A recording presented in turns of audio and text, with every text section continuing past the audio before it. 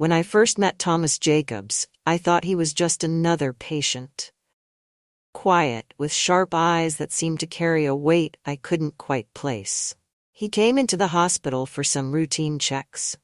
A tall, trim man in his late 40s, with salt and pepper hair and a polite smile. His record indicated minor health issues, but there was nothing extraordinary about his file. I never anticipated that he would change my life, or that he and his wife would entangle me in something far darker than I was prepared for. I walked into his room, straightening my scrubs, and offered him a professional smile. "Good afternoon, Mr. Jacobs," I greeted him, doing my best to ignore the nagging feeling in the pit of my stomach. My heartbeat had quickened, a reaction I brushed off as new job nerves. It wasn't my first time helping a patient, but there was something intense about him. "Everything okay?" I asked, noticing the way he fidgeted on the bed. His gaze flickered to mine and then away, almost like he was hiding something. "Yes, just a bit uneasy, I guess." His voice was low, steady but tense, and it felt like there was more he wasn't saying. Trying to ease the tension, I moved to adjust his hospital gown, attempting to stay clinical, professional. But as I reached out, his gown shifted unexpectedly, and in an instant, I saw more than I'd meant to. My cheeks flared with embarrassment as I quickly looked away, pretending I hadn't noticed. "Let's get you set for your exam," I managed, trying to sound unaffected. He was still watching me, and I saw something in his eyes I hadn't before. A flicker of intensity that both unsettled and intrigued me. It was a gaze that seemed too intimate for the clinical setting, and it made my hands tremble just a bit. I finished up quickly, gave him a small, polite smile, and made my way out of the room, trying to shake the uneasy feeling that had settled over me. The next day, as I went about my rounds, a message arrived on my work tablet, requesting that I assist Mr. Jacobs again. My heart fluttered unexpectedly. Why would he ask for me, specifically? Maybe it was nothing, but I couldn't ignore the little voice in my head that said otherwise. When I entered his room, he greeted me with a small smile. Less reserved than before, more confident. "Thank you for coming, Emily," he said softly, as if we were old friends sharing a secret. "It's my job, Mr. Jacobs," I replied, trying to keep my voice neutral, professional. Our eyes met, and I felt something pass between us, something I didn't want to admit was there. His calm, steady presence filled the room, and I found myself unwillingly captivated. "You've been very kind to me. It's rare," he murmured, his voice dipping low, almost conspiratorial. Before I could respond, the door swung open. I turned to see his wife, a striking woman in her late 30s, with a sharp gaze that missed nothing. She surveyed the scene, her eyes flickering between the two of us, and I felt my pulse quicken. She didn't say a word, just nodded once, her expression tight and unreadable, before turning and leaving. Mr. Jacobs smiled, but something in his face had changed. It was like he'd been caught, but rather than looking guilty, he seemed amused. "My wife," he said simply, "a complex woman." I forced a tight smile and made an excuse to leave, my head spinning as I closed the door behind me. Whatever was happening here, I needed to be careful. There was an energy between him and his wife that I couldn't quite decipher, something more than just marital tension. Over the next few days, Mr. Jacobs found ways to see me frequently, each interaction tinged with a charged undercurrent I couldn't ignore. One afternoon, he caught my hand as I reached for his IV line, holding it just a little too long, his touch lingering on my skin. I pulled away, more rattled than I'd like to admit, but the thrill that shot through me was undeniable. This wasn't just a patient anymore. He had crossed a line, and I'd allowed it. Later that week, I was in the break room trying to sort out my tangled emotions when his wife appeared beside me, her presence both unexpected and intimidating. "Emily," she said, her voice carrying a cool edge. "I want to speak to you." I nodded, trying to conceal my unease, and followed her to an empty hallway. She turned to face me, her expression unreadable, her dark eyes appraising me. "I know what you think you're doing," she said, her voice almost a whisper. "And I'm going to warn you, stay away from him." My throat tightened as I tried to respond. "Mrs. Jacobs, it's not. I don't know what you mean. I'm just his nurse."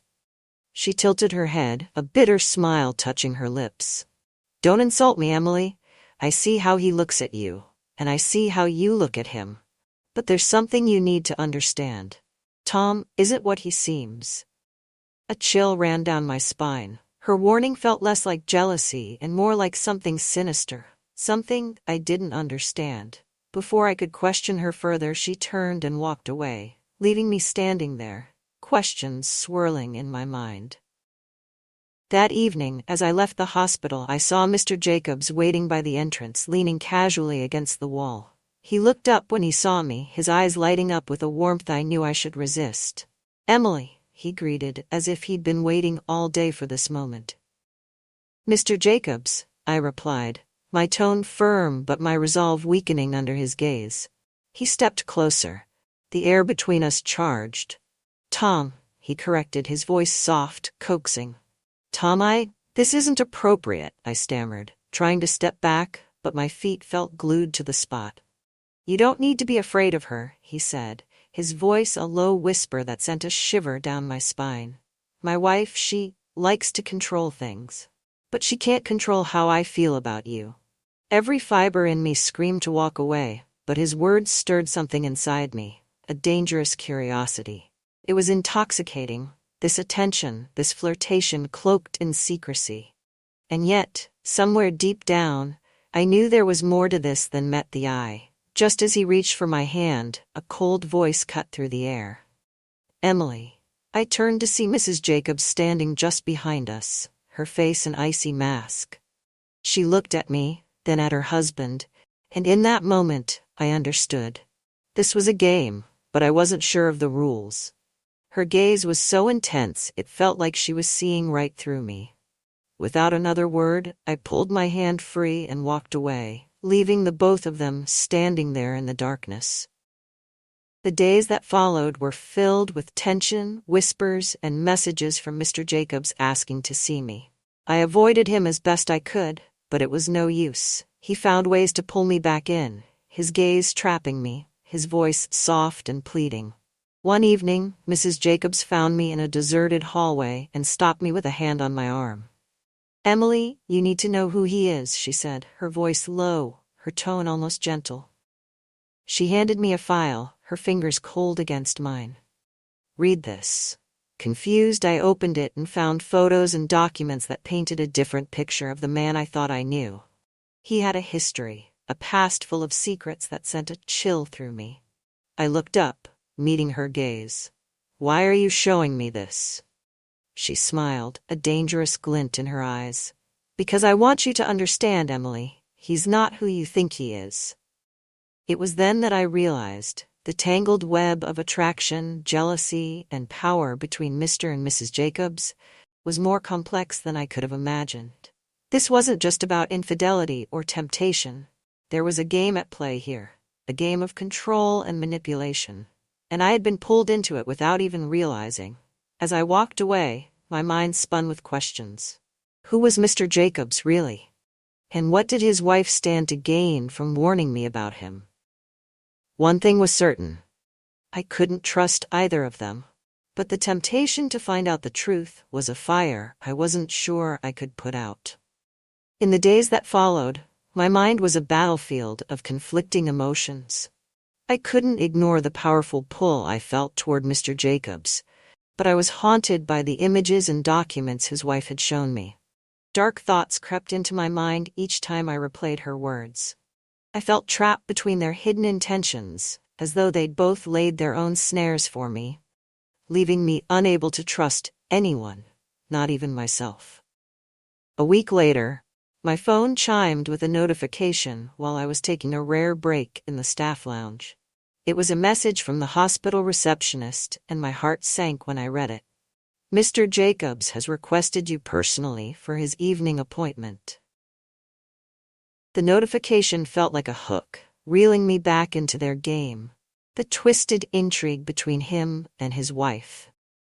Though every rational part of me wanted to decline, I found myself standing outside his door that evening, steadying my breath before going in. When I opened the door, he looked up from the bed, a calm smile on his face, as if nothing unusual had ever transpired between us. "Emily," he said softly, his voice soothing yet calculated. "It's good to see you." I forced a polite smile, attempting to keep the conversation brief. "I'm here to help with your evening checks," I replied, reminding myself that this was strictly professional. He seemed to sense my guardedness. "I'm sorry," he said, his tone gentle, almost apologetic. "About my wife. She can be intense." "She had some concerns," I said carefully, my voice wavering as I remembered the strange conversation with Mrs. Jacobs in the hallway. "Concerns about you." He sighed, a slight, knowing smile appearing. "She doesn't understand," he replied, his gaze not breaking from mine. "What we have, this connection, it's real, Emily. You know it is. You can feel it, can't you?" The vulnerability in his voice unsettled me. Despite everything I'd been shown, part of me still wanted to believe him. Maybe Mrs. Jacobs was wrong. Maybe he was just lonely, trapped in an unhappy marriage with a manipulative wife. But then, there was the matter of the photos, the documents, proof of something darker that I couldn't forget. "I don't know what I feel," I admitted, stepping back, trying to find my own clarity. "And I don't think this is appropriate, Mr. Jacobs." "Tom," he corrected gently. "Please call me Tom." His gaze softened, and for a moment he seemed genuinely vulnerable, like a man in need of saving. But just as I felt my walls starting to crumble, I remembered Mrs. Jacobs' warning, her cold smile as she'd handed me those files. The images of his past, the unsettling hints of manipulation, it all came crashing back, like a wave that washed away any doubt I had. "I think it's best if I ask another nurse to care for you from now on," I said, my voice resolute, though my hands shook slightly. For a second, he looked taken aback, his face hardening just a little. "You don't need to be afraid of her, Emily," he said, his voice firmer now. "You don't need to be afraid of me either." There was an edge to his voice that sent a chill down my spine. "I'm not afraid of you," I replied, though I didn't quite believe my own words. He leaned forward, his eyes darkening. "Good," he murmured, his voice a whisper that felt more like a threat than reassurance. "Because I have a way of getting what I want." That night, I tossed and turned, my mind racing with fragments of every conversation I'd had with him and with his wife. They were both playing a game, that much was clear. But I didn't know who was holding the winning hand, or if I'd been the prize they'd been after all along. Days passed, and I managed to avoid him, carefully dodging his requests and swapping shifts when possible. But despite my best efforts, I couldn't shake the sensation of being watched. I'd catch glimpses of him in the hallway, his eyes following me, his smile almost taunting. And every now and then I'd feel a pair of eyes on me that weren't his. Mrs. Jacobs would appear just long enough for me to notice her, her gaze cold and piercing, reminding me that she was still there, still aware of everything. Then one evening, as I was finishing up my last shift, I heard a voice behind me. "Emily." I turned around to see Mrs. Jacobs standing in the dim light of the hallway, her expression unreadable. She looked at me, her gaze sharp as a knife. "I need to show you something," she said, her voice barely above a whisper. "It's about Tom." I hesitated, but the urgency in her tone pulled me in. Silently, she led me down a quiet corridor, away from the bustling hospital ward and into an empty office. She shut the door behind us, her movements calm and deliberate. "You need to know the truth," she began, her voice laced with bitterness. "About my husband. He isn't the man you think he is." My heart pounded as she handed me another file, her hand lingering a moment longer, her eyes narrowing as she looked into mine. "You're not the first, you know," she said, her voice almost pitying. "He's done this before. Many times." I opened the folder, and my breath caught as I scanned the pages. They were full of emails, printed out messages with other women, other nurses. The same words, the same charm, the same haunting look in their eyes as he played his game, winning them over, making them feel special before he discarded them. My stomach twisted as I realized the depth of his deception. "Why are you showing me this?" I asked, my voice shaky. "Because," she replied, her tone cold and firm, "I don't want to lose to him. He's done this for too long and he needs to be stopped." She leaned in, her eyes narrowing. "We can end this together, Emily, but I need you to play along, just a little longer." My mind reeled. She was asking me to stay close to him, to act as though nothing had changed, but now I'd be a part of her plan, a pawn in her game of revenge. In the weeks that followed, I did as she'd asked, keeping up appearances and pretending that I was still swayed by Mr. Jacobs' charm. I visited his room regularly, masking my true emotions, and watched as he continued his game, unaware that his wife and I were now working together. With each encounter, I gathered information, collecting every piece of evidence that Mrs. Jacobs requested. I was careful, watching him closely, waiting for him to slip, to reveal his true nature. But as the days wore on, I found myself growing more conflicted. He was still the same, charming, enigmatic man I'd first met, and despite everything I knew about him, I couldn't completely shut off the feelings he stirred in me. I hated myself for it, but there was a part of me that still yearned for his attention, that thrill of the forbidden that had first drawn me to him. One evening, he finally confronted me, his tone laced with frustration. "Emily, you've been distant," he murmured, reaching for my hand, his gaze filled with that same intensity that had once ensnared me.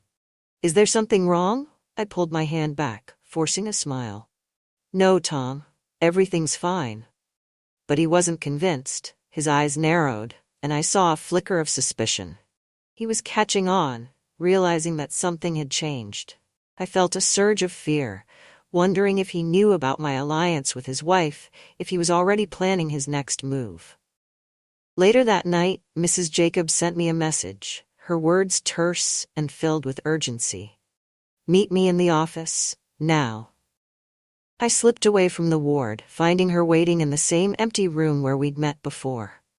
She looked more on edge than I'd ever seen her, her face pale, her hands clenched.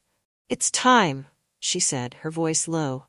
"Tonight we put an end to this. I have everything I need." She handed me a key, her expression fierce. "You know what to do." I felt a surge of fear and anticipation as I took the key, realizing that this was it, the moment we'd been waiting for. I would go into his room one last time, under the guise of another routine check. But this time, armed with every piece of damning evidence we had against him. I hesitated, glancing back at her, unsure if I was ready to follow through. But she nodded, her gaze steely. "Do it, Emily. End this, once and for all." As I made my way down the dimly lit hallway, my heart thundered in my chest. I felt the weight of every choice I'd made, every line I'd crossed, and I knew that after tonight, there would be no turning back. I took a deep, steadying breath as I reached the door to his room, clutching the key Mrs. Jacobs had given me like a lifeline. My mind was racing, a tangle of thoughts and emotions I couldn't seem to untangle. But this was it, the end of the game. One way or another, I would leave this room with the truth and finally escape their web of deceit. The room was dim, quiet, except for the soft hum of the medical monitors. Mr. Jacobs lay back on the bed, his eyes closed. For a moment, I thought he might be asleep, but as I moved closer, his eyes opened, and he looked at me with that familiar gaze, both inviting and unsettling. "Emily," he murmured, a soft smile touching his lips. "I didn't think you'd come back tonight." "Why wouldn't I?" I asked, trying to keep my tone light, though my heart was pounding in my chest. I forced myself to remember why I was here, to stick to the plan. He reached out, his hand hovering just over mine. "You've seemed distant," he said softly, "and I've missed you." The sincerity in his voice almost shook my resolve. But I knew what he was, what he'd done to countless others. I couldn't let his charm sway me, Not now. I think we should talk, Tom, I said, my voice trembling as I forced the words out. About everything. His expression changed subtly, a flicker of wariness in his eyes, but he quickly masked it, giving me that same charming smile. Of course, he replied smoothly, gesturing for me to sit beside him. I took a seat, barely noticing the edge of the bed under me as I clutched the file I'd brought. I took a deep breath, steeling myself. Your wife, she told me things. Showed me things about you. He stilled, his face losing some of its warmth. My wife, he began slowly, his voice dropping, as if weighing his words carefully. My wife doesn't understand me, Emily. You know that. She has her own issues. She's always trying to control everyone around her, even me. I thought you could see that. I opened the file, my hands shaking as I held up the documents and photographs Mrs. Jacobs had given me. The messages, the intimate photos with other nurses, women he'd charmed, manipulated, discarded. I forced myself to look him in the eye. These women, they thought you cared about them. Like you led me to believe you cared about me. For a moment, he just stared at the photographs, his face unreadable. Then a slow, chilling smile crept over his lips. It wasn't a smile of remorse or shame.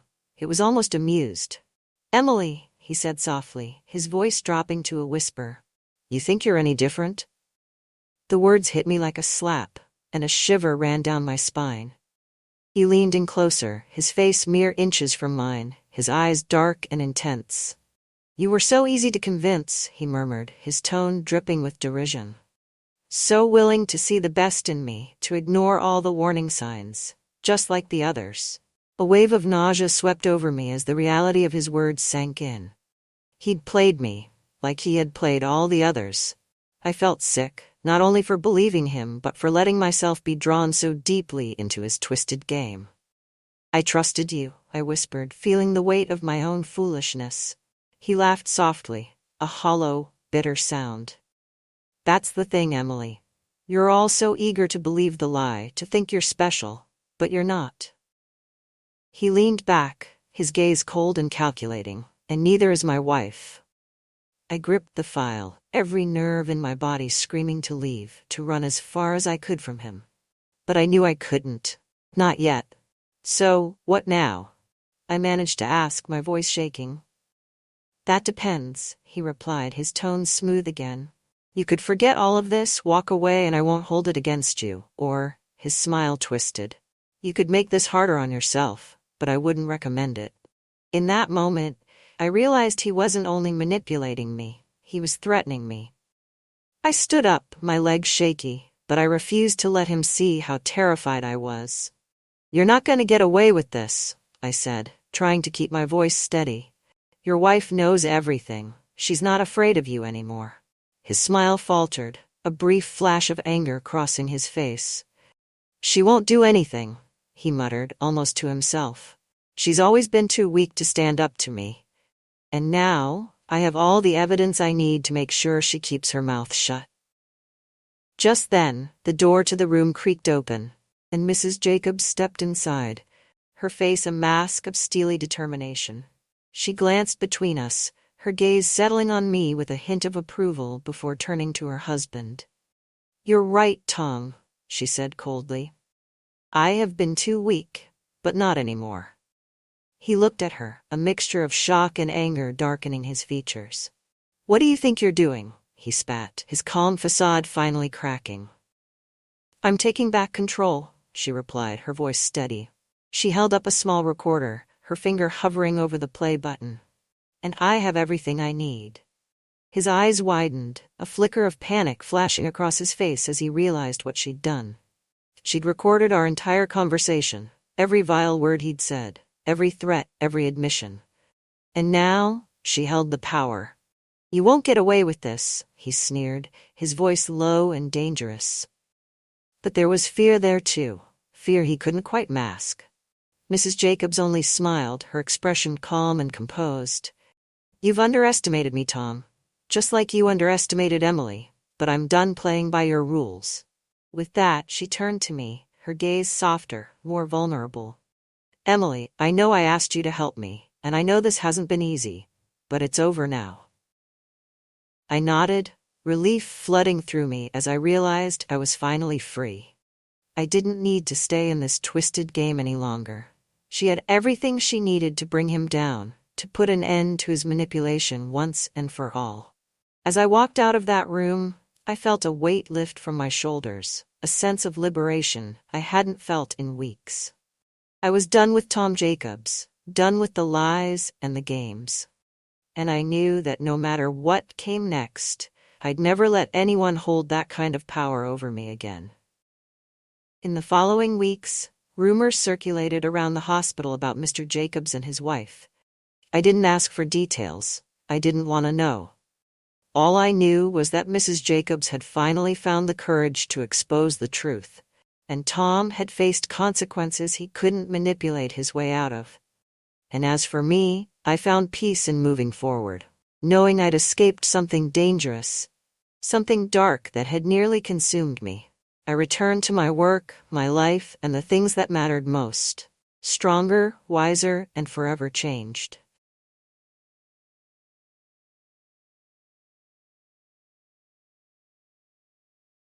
They say the smallest moments can change the course of your life.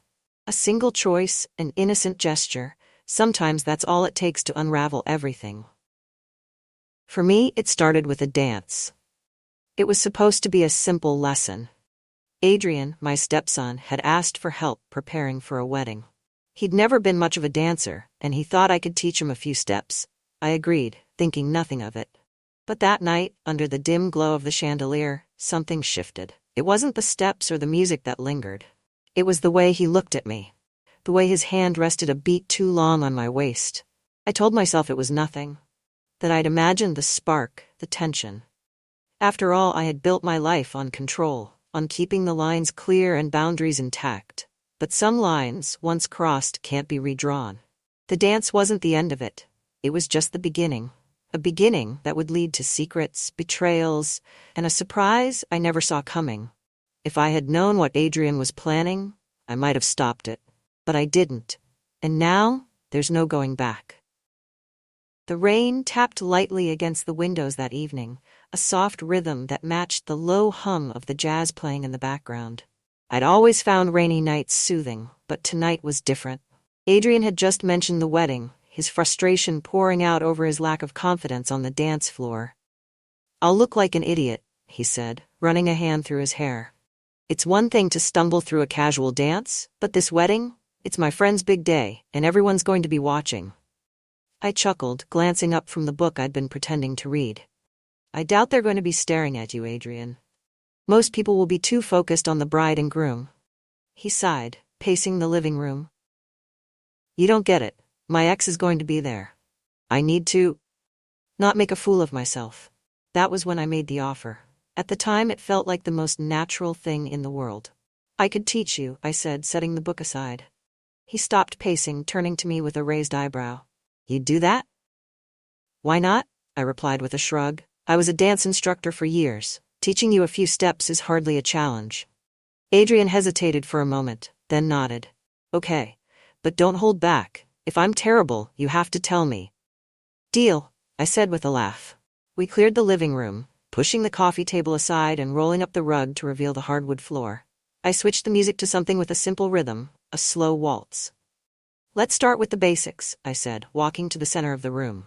"The waltz is all about smooth, flowing movements. It's 3 beats. 1, 2, 3. 1, 2, 3. Got it?" "Sure," Adrian said, his tone doubtful.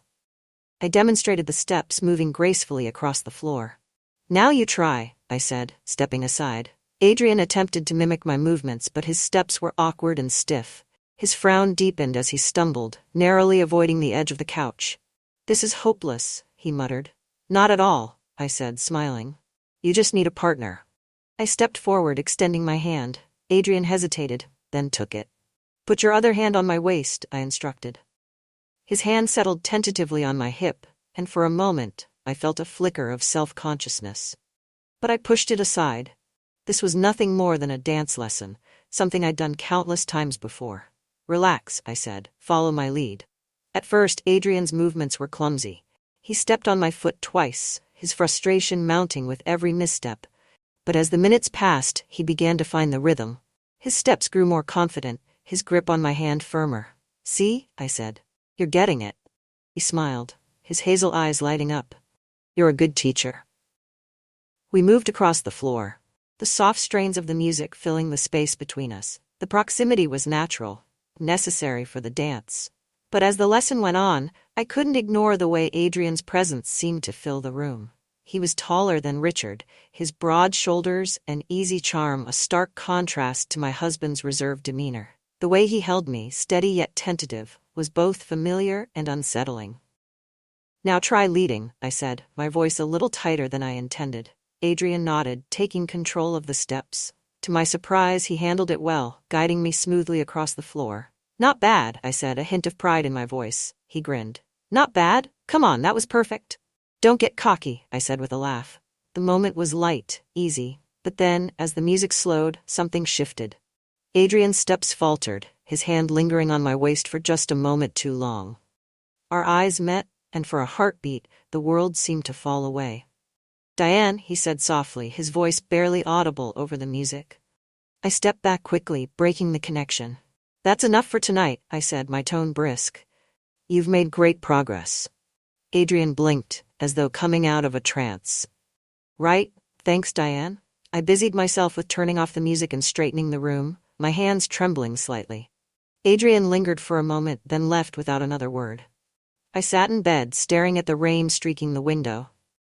Richard was already asleep, his soft snores a comforting rhythm in the quiet room. But my mind was anything but calm. What had happened in the living room? It was just a dance lesson, nothing more. So why couldn't I shake the feeling of Adrian's hand on my waist, the intensity of his gaze? I told myself it was nothing. A fleeting moment, easily forgotten. But deep down I knew better. Adrian was unusually cheerful the next morning, his grin infectious as he poured himself a cup of coffee. "Morning," he said, his tone light. "Morning," I replied, keeping my focus on the breakfast I was preparing. "Thanks again for last night," he said. "I actually feel like I won't embarrass myself at the wedding now." "You're welcome," I said, forcing a smile, but as I turned to hand him his plate, our hands brushed. The contact was brief, but it sent a jolt through me. Adrian's smile faltered for a moment, his eyes meeting mine. "I should get going," he said, clearing his throat. "Of course," I said, stepping back. He left quickly, leaving me alone in the kitchen. As the day went on, I tried to distract myself with errands and chores, but my thoughts kept returning to Adrian. I replayed the dance lesson over and over, analyzing every glance, every touch, every unspoken word. By the time evening came, I was exhausted. Not from physical activity, but from the mental gymnastics of trying to convince myself that everything was normal. But deep down, I knew the truth. Something had shifted between Adrian and me, and there was no going back. The days that followed the dance lesson were a mix of avoidance and tension. I busied myself with chores around the house, making excuses to keep my distance from Adrian. But no matter how hard I tried to maintain normalcy, the moment we shared during the lesson lingered like a shadow I couldn't shake. Adrian, on the other hand, seemed unaffected, or at least, he pretended to be. He continued to join me for coffee in the mornings, his easy charm disarming as he made casual conversation. But there were moments, fleeting and subtle, where his gaze would linger a beat too long, or his hand would brush against mine in a way that felt deliberate. One evening, Richard called to say he'd be working late at his office in the city. I sighed, setting the phone down and resigning myself to yet another quiet evening alone. But as I entered the kitchen to prepare a simple dinner, I found Adrian already there. "What's this?" I asked, eyeing the table, which was set with candles and a bottle of wine. Adrian turned from the stove, a sheepish grin on his face. "Thought I'd cook tonight. You've been running around all day. Figured you could use a break." The gesture caught me off guard. Adrian wasn't one to cook, at least not that I'd ever seen. The effort he'd put into the meal was unexpected, and for a moment, I felt a warmth I hadn't felt in years. "That's very thoughtful of you," I said, taking a seat at the table. He placed a plate in front of me and sat across the table, pouring us each a glass of wine. "It's nothing fancy," he said, shrugging, "but I thought it'd be nice." The meal was simple but delicious, and the wine flowed freely. We talked about everything and nothing, the conversation easy and unguarded. I found myself laughing more than I had in months, the weight of my responsibilities momentarily lifted. "Thank you, Adrian," I said, smiling at him. "This was really kind of you." His gaze softened, and for a moment the air between us shifted. "You deserve it," he said simply. After dinner, Adrian put on some music, a soft jazz track that filled the room with a warm, intimate atmosphere. "Come on," he said, extending his hand. "What?" I asked, raising an eyebrow. "Dance with me," he said, grinning. "You taught me, remember? Let me show you what I've learned." I hesitated, but his grin was infectious. Before I could think better of it, I took his hand, letting him pull me to my feet. The kitchen was small, but Adrian led me with surprising confidence, his movements smooth and assured. I couldn't help but smile as he spun me gently, his hands steady on my waist. "You're a quick learner," I said, laughing softly. "Good teacher," he replied, his voice low. The comment sent a shiver through me, and I felt my smile falter. Adrian's hand tightened slightly on my waist, and when I looked up, his hazel eyes were locked onto mine. "Adrian," I began, but the words caught in my throat. Before I could say more, he leaned in, his lips brushing against mine. The kiss was soft, hesitant, as though he was testing the waters. For a moment I didn't move, my mind reeling. But then, instinct took over, and I pulled away, my heart racing. "This is wrong," I said, my voice trembling. "I'm sorry," Adrian said quickly. "I didn't mean to." "You should go," I said, stepping back. Adrian hesitated, guilt flashing across his face, but he nodded. "Good night, Diane." He left without another word, and I stood there in the dimly lit kitchen, my thoughts a whirlwind of confusion and guilt. I spent the next day avoiding Adrian, keeping myself busy with errands and chores. I told myself the kiss was a mistake, a fleeting lapse in judgment that wouldn't happen again. But that evening, as I stood on the dock by the lake, the cool breeze brushing against my skin, I heard footsteps behind me. "I'm sorry," Adrian said softly. I didn't turn around, my gaze fixed on the rippling water. "You shouldn't be here." "I can't stop thinking about you," he admitted, his voice raw. "Adrian, this is wrong," I said, finally turning to face him. "We can't." "Why not?" he asked, stepping closer. "You're unhappy, Diane. I see it. Richard doesn't appreciate you. He doesn't see you the way I do." "Richard is my husband," I said, my voice shaking. "And you're his afterthought," Adrian said bitterly. "But you don't have to be." His words cut through me, exposing a truth I'd been trying to deny.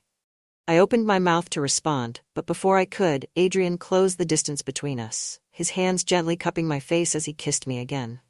This time, I didn't pull away. What followed was a whirlwind of emotions. The guilt was immediate and overwhelming, but so was the exhilaration. Adrian made me feel alive in a way I hadn't felt in years, his attention and affection filling a void I hadn't even realized was there. We were careful at first, stealing moments in the guest house or during Richard's late nights at the office. But as the weeks went on, our affair grew bolder. A shared glance across the dinner table, a lingering touch as we passed in the hallway. It was a dangerous game, and we both knew it. One sunny afternoon, Adrian convinced me to join him on the lake. We paddled out to the middle in the small rowboat, the gentle lapping of the water the only sound around us. "This feels peaceful," I said, leaning back against the boat. Adrian smiled, his eyes warm. "I like seeing you like this, relaxed, happy." I looked away, guilt gnawing at the edges of my mind. "It's not that simple, Adrian." "It could be," he said, his tone earnest, "if you'd let it." I didn't respond, the weight of his words sinking deep. The affair continued, each stolen moment feeding a dangerous mix of passion and guilt.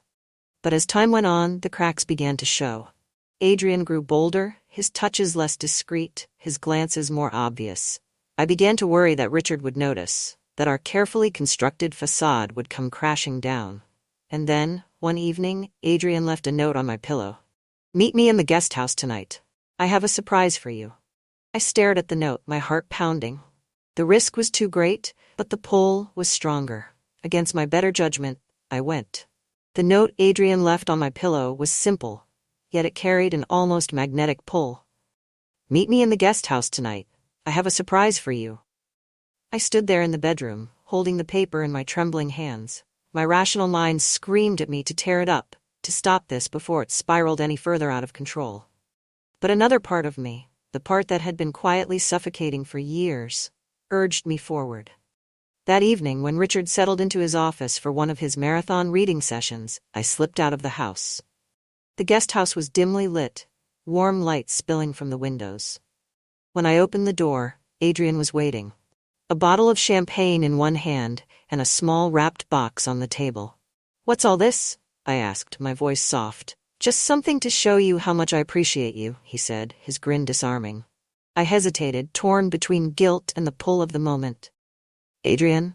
"Open it," he said, gesturing to the box. I sat down, unwrapping the gift carefully. Inside was a delicate silver bracelet, the charm shaped like a tiny pair of dancing shoes. "I remembered you mentioned you used to love teaching dance," Adrian said, his voice gentle. "Thought it might remind you of that." I looked up at him, emotions swirling in my chest. "It's beautiful," I said. "You're beautiful," he replied, his gaze steady. As the weeks went on, our meetings grew more frequent, each one more daring than the last. We took greater risks, meeting in the guest house, on the dock, even stealing moments in the house when Richard was away. But we weren't as invisible as we thought. One afternoon, as Adrian and I walked along the edge of the property, we passed Evelyn, our neighbor, tending to her garden. Evelyn was in her late 70s, with sharp eyes and a sharper tongue. She waved us over, her expression pleasant but her gaze calculating. "Diane, Adrian," she said, her tone warm. "You two have been spending a lot of time together lately." "Adrian's been helping me with the garden," I lied, forcing a smile. Evelyn's eyes flicked between us, her smile unwavering. "That's nice of him. It's good to see a young man taking care of his stepmother." Her words were innocuous, but the way she said them made my stomach tighten. "Anyway, I won't keep you," Evelyn said, waving us off. But as we walked away, I could feel her gaze lingering on us, like a shadow following our every step. It wasn't long before Richard began to notice something was off. I was distracted, jumping at small noises and avoiding his questions with vague answers. "Are you feeling all right?" he asked one evening as we sat in the living room. "I'm fine," I said quickly. "You've seemed preoccupied lately," he said, his brow furrowing. "And Adrian's been around more than usual." "He's just trying to help," I said, my voice too bright. "You know how thoughtful he can be." Richard didn't respond, but his frown deepened. The tipping point came when Adrian's ex-girlfriend, Clara, showed up unannounced. I was in the kitchen when I heard the knock at the door. When I opened it, a tall, striking woman with auburn hair and piercing green eyes stood on the porch. "I'm looking for Adrian," she said, her tone curt. "He's in the guest house," I said, stepping aside. Clara's gaze lingered on me for a moment, sharp and assessing, before she turned and walked toward the guest house.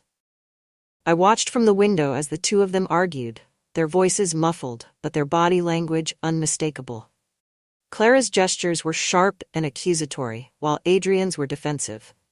When she finally left, her face flushed with anger, Adrian came into the main house, his expression stormy. "What was that about?" I asked, trying to sound casual. "Nothing important," he said, pouring himself a drink.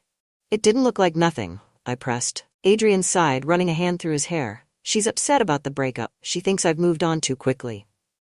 "Moved on?" I asked, my chest tightening. Adrian looked at me, his eyes softening. "With you."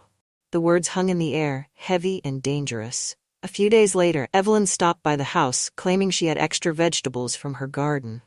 "Thought you might like some fresh tomatoes," she said, handing me a basket. "Thank you," I said, my smile tight. Evelyn lingered, her gaze sharp. "You know, Diane, this neighborhood has always been quiet. People notice when things change." "I'm not sure what you mean," I said, feigning innocence. Evelyn's smile didn't reach her eyes. "Just be careful. People like to talk." As she left, I felt a chill run through me. One evening, as I prepared dinner, I found Richard standing by the bookshelf in the living room, a small box in his hands. "What's this?" he asked, holding up the bracelet Adrian had given me. My stomach dropped. "It's a gift from Adrian," I said carefully. "He thought it might cheer me up." Richard's frown deepened. "Since when does Adrian buy you jewelry?" "He's just thoughtful," I said, my voice trembling. Richard didn't respond, but his expression was heavy with suspicion. That night, Adrian and I met in the guest house. I told him about Evelyn's warning and Richard's growing suspicion, my voice shaking as I explained how precarious our situation had become.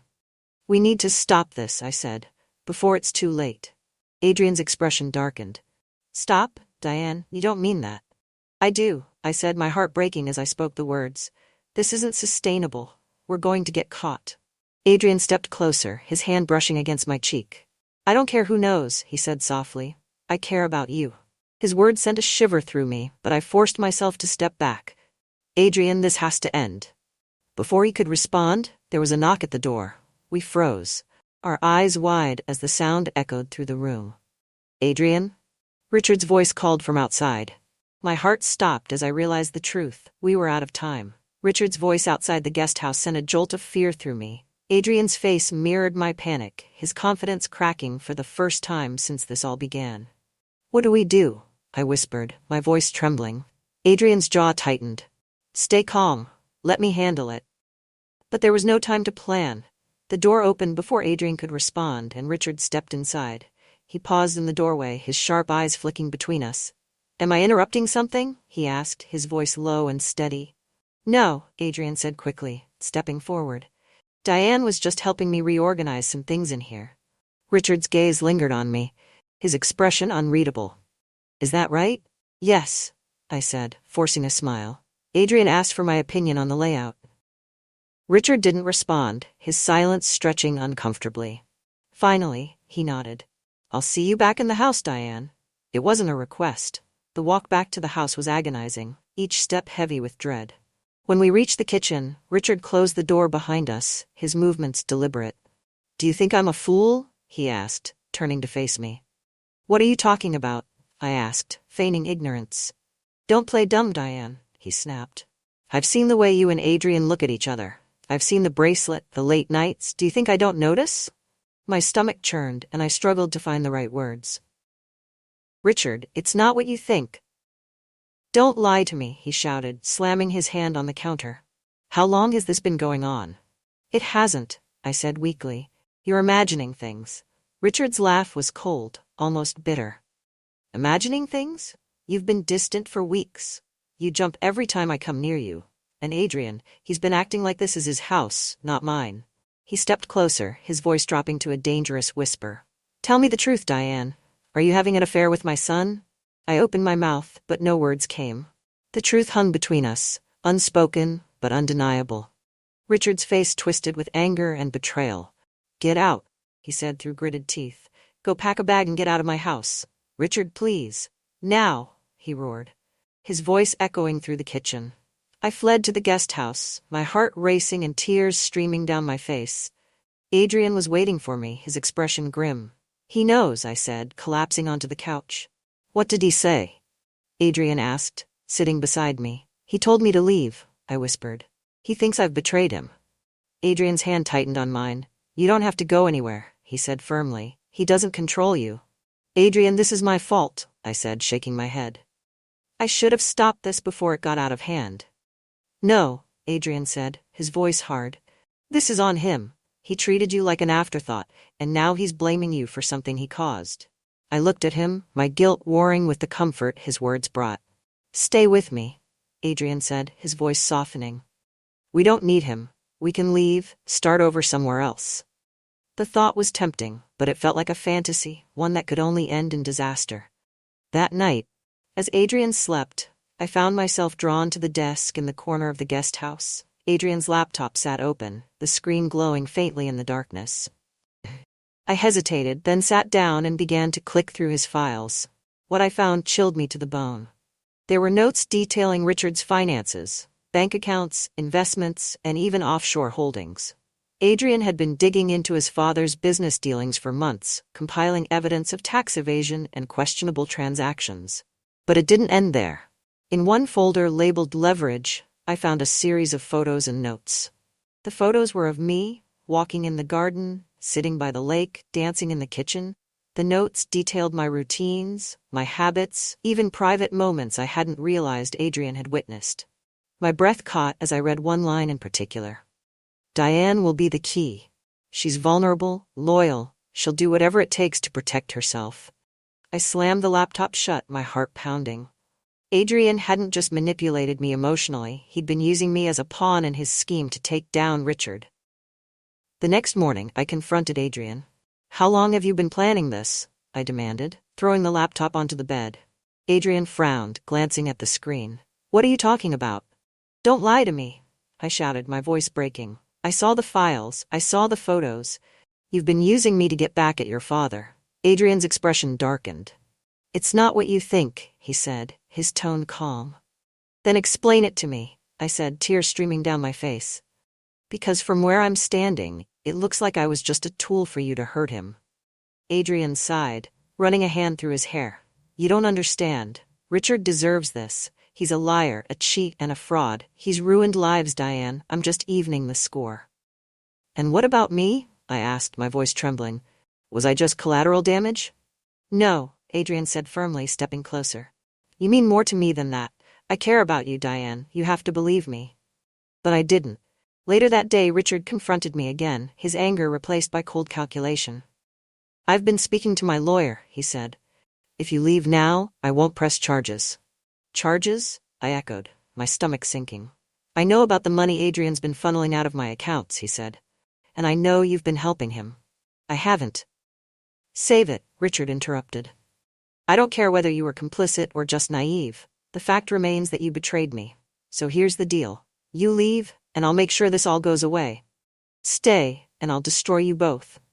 When I told Adrian about Richard's ultimatum, his reaction was immediate and terrifying. "We can't let him win," Adrian said, pacing the room. "This isn't a game, Adrian," I said. "He's serious." "So am I," Adrian said, his voice low. "If he wants to play dirty, we'll play dirtier." "What are you saying?" I asked, dread pooling in my stomach. "We take him out of the equation," Adrian said simply. My blood ran cold. "You can't be serious." "Do you think he'll just let this go?" Adrian asked, his eyes narrowing. "He'll come after us, Diane. We have to act first." I stared at him, the man I thought I knew, now a stranger. "You're talking about murder," I said, my voice barely a whisper. "I'm talking about survival," Adrian said, his tone unyielding. I spent the rest of the night locked in my room, my mind racing. I'd made so many mistakes, but this was a line I couldn't cross. By morning, I knew what I had to do. The morning air was thick with tension, the kind that suffocates before a storm. I hadn't slept a single minute, my thoughts consumed by Adrian's chilling proposition. I stared at the sunlight creeping through the curtains, wishing it could dissolve the weight of everything I'd done, or everything I was about to do. Richard had left the house early, a briefcase in hand, and no words spared for me. Adrian, on the other hand, was unusually calm, his demeanor unsettling as he stood in the kitchen making coffee. "We need to talk," I said, my voice firm despite the tremor in my chest. "Good morning to you too," he said, his lips curling into a small smile as he turned to face me. "This isn't a game, Adrian," I said, crossing my arms. "We can't do what you're suggesting. I won't let you." His expression darkened, the playful ease draining from his face. "Do you think he's going to let us walk away, Diane? Richard doesn't forgive. He destroys people who cross him." "Then I'll leave," I said. "Alone. I'll leave, and you can settle whatever grudge you have against him without dragging me into it." Adrian stepped closer, his voice dropping. "Do you really think he'll leave you alone if you leave? He'll ruin you, Diane. He'll make sure you have nothing." I took a step back, shaking my head. "There's another way. There has to be." "There isn't," Adrian said coldly. "This is survival, Diane. You either fight or you lose everything." I realized then that I'd underestimated him. Adrian wasn't desperate, he was calculating. And I was a pawn he was willing to sacrifice if it served his plans. Later that day, Evelyn paid another unexpected visit. "I hope I'm not intruding," she said, handing me a small basket of fresh peaches. "Not at all," I said, forcing a smile. She lingered in the doorway, her sharp eyes scanning my face. "You look tired," she said. "Like you've got the weight of the world on your shoulders." "I've just been busy," I said, brushing her concern aside. Evelyn nodded, her expression thoughtful. "You know, Diane, I've seen a lot of things in my years. I've seen what secrets can do to people. They eat you alive if you let them." Her words sent a chill down my spine. "I don't know what you're talking about," I said quickly. "Don't you?" she asked, raising an eyebrow. I didn't respond. Evelyn's gaze lingered for a moment longer before she turned to leave. Take care of yourself, she said over her shoulder. And be careful. Sometimes the people closest to us are the ones we should trust the least. That evening, Adrian came to me with his plan. It's simple, he said, spreading out a map of the lake property on the dining table. We invite Richard out for a conversation, a reconciliation, and then... No, I interrupted, my voice sharp. Adrian's eyes narrowed. We don't have a choice, Diane. Yes, we do, I said, and I'm choosing to end this. I'm done, Adrian. I'm leaving. He slammed his hand on the table, his anger flaring. You're not walking away from me. You don't own me, I shot back, my voice trembling. His expression hardened, and for the first time I saw something in his eyes that terrified me, something cold and unfeeling. Richard returned that night, uncharacteristically cheerful. He poured himself a glass of scotch and sat at the head of the table, gesturing for Adrian and me to join him. To new beginnings, he said, raising his glass. I forced a smile, my hands trembling as I picked up my wine. Adrian sat silently, his gaze fixed on Richard, his jaw tight. I've been thinking, Richard said, swirling his scotch. This family could use a fresh start, maybe a trip, the three of us, somewhere far away. His words were a stark contrast to the anger he'd shown just days before. But I knew better than to trust his sudden goodwill. What's the occasion? Adrian asked, his tone carefully neutral. Richard smiled, but it didn't reach his eyes. Just thought it might be nice to spend some time together. Clear the air. The tension at the table was suffocating, each of us locked in our own silent battle. The next morning, Richard suggested we take the boat out onto the lake. We'll fish, he said. Talk. It'll be good for us. Adrian agreed without hesitation, his eagerness sending a wave of unease through me. We set out just before noon, the lake calm and shimmering under the midday sun. Richard steered the boat to a quiet cove, dropping anchor and casting his line into the water. I've been thinking a lot about trust, Richard said, his tone casual. Adrian said nothing, his posture tense. It's a fragile thing, trust, Richard continued. Easy to break, hard to rebuild. Is there a point to this? Adrian asked, his voice tight. Richard turned to face him, his expression hard. The point is that I know what you've been doing, Adrian. The lies, the manipulation, it ends today. Adrian laughed, the sound bitter. You're one to talk about manipulation. You've been pulling strings your entire life. Their argument escalated quickly, years of resentment and betrayal boiling over into shouted accusations. You think you're better than me? Richard snarled. You're nothing but a spoiled child lashing out because you didn't get your way. And you're a coward, Adrian shot back, too afraid to face the fact that you're the reason this family is broken. The tension was unbearable, and I tried to intervene. Stop it, both of you, I shouted. But neither of them listened. The shouting turned physical when Richard lunged at Adrian, grabbing him by the collar. Adrian shoved him back, his face twisted with rage. Enough, I screamed, stepping between them. But the momentum of their struggle sent the boat rocking violently. Richard lost his footing, his head striking the edge of the boat with a sickening crack. He slumped to the floor, unmoving. Oh my God, I whispered, kneeling beside him. Richard, wake up. Adrian stood frozen, his eyes wide with shock. What do we do? I asked, my voice trembling. Adrian swallowed hard, his gaze darting around the boat. We say it was an accident, he slipped. No, I said firmly. We have to call for help. Adrian grabbed my arm, his grip tight. Think, Diane. If we call for help, they'll ask questions, they'll find out everything. I stared at him, my mind racing. Adrian was right, the truth would destroy us both. But could I live with the lie? The silence after Richard's fall was deafening. The world around us, birds chirping, the gentle lapping of water against the boat, seemed cruelly indifferent to what had just happened. I knelt beside Richard, my hands trembling as I pressed my fingers to his neck. There was no pulse. The reality hit me like a tidal wave. He was gone. We need to think, Adrian said, his voice sharp and urgent. Think? I whispered, tears streaming down my face. He's dead, Adrian. We can't just pretend this didn't happen. Adrian crouched beside me, his hands gripping my shoulders. Listen to me. If we go back now, they'll tear us apart. The police will ask questions. Questions we can't answer. Do you want them to know everything? I shook my head, the weight of his words pressing down on me. What are you saying? I'm saying we have to make this look like an accident, he said, his voice firm. We take him back to the dock, say he slipped and hit his head while we were fishing. It's the only way.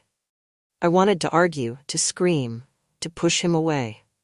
But the fear of what would come next, of what would happen if the truth came out, kept me frozen. We worked in silence, lifting Richard's lifeless body onto the bench seat and draping a fishing jacket over him to hide the blood. Adrian steered the boat back to the dock, his expression grim and focused. When we reached the shore, we called 911. Adrian's story was rehearsed and convincing. Richard had lost his footing while trying to reel in a fish, hitting his head on the edge of the boat. I nodded along, too numb to speak. The paramedics arrived quickly, but there was nothing they could do. Richard was pronounced dead on the scene, his death ruled an accident. But as the authorities packed up and left, Evelyn stood on her porch, watching us with a knowing look. The days following Richard's death were a blur of condolences and logistics. Friends and family came to pay their respects, their faces a mix of sadness and thinly veiled curiosity. Everyone wanted to know how it happened, what we had seen, if there was anything we could have done. "We've told the story a dozen times," Adrian said one evening, his tone cold. "No one's going to question it." But I wasn't so sure. Evelyn's words from weeks ago echoed in my mind. Sometimes, the people closest to us are the ones we should trust the least. I found myself questioning everything: Adrian's motives, his calm demeanor, even the way he looked at me now, as if we shared a secret too heavy for either of us to carry alone. A week after the funeral, Evelyn came to the house. "I wanted to check on you," she said, her voice soft, but her gaze sharp. "You've been through so much."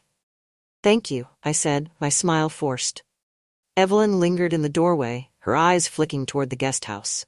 "Adrian seems to be taking things well, considering." I froze, unsure how to respond.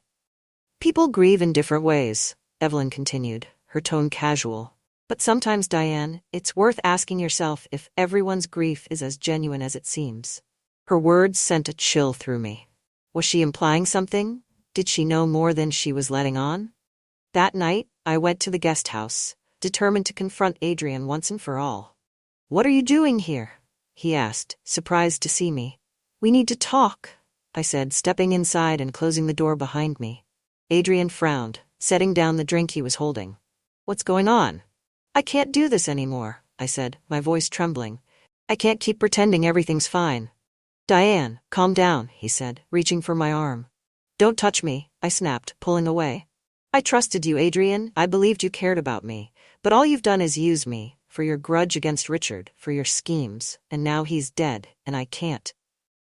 "He was going to ruin us," Adrian interrupted, his voice rising. "He would have exposed everything, Diane. I did what I had to do." "No," I said, shaking my head. "You did what you wanted to do. You manipulated me, and I let you. But this ends now." Adrian's face hardened. "And what are you going to do, Diane? Go to the police? Tell them the truth? You'd go down with me, and you know it."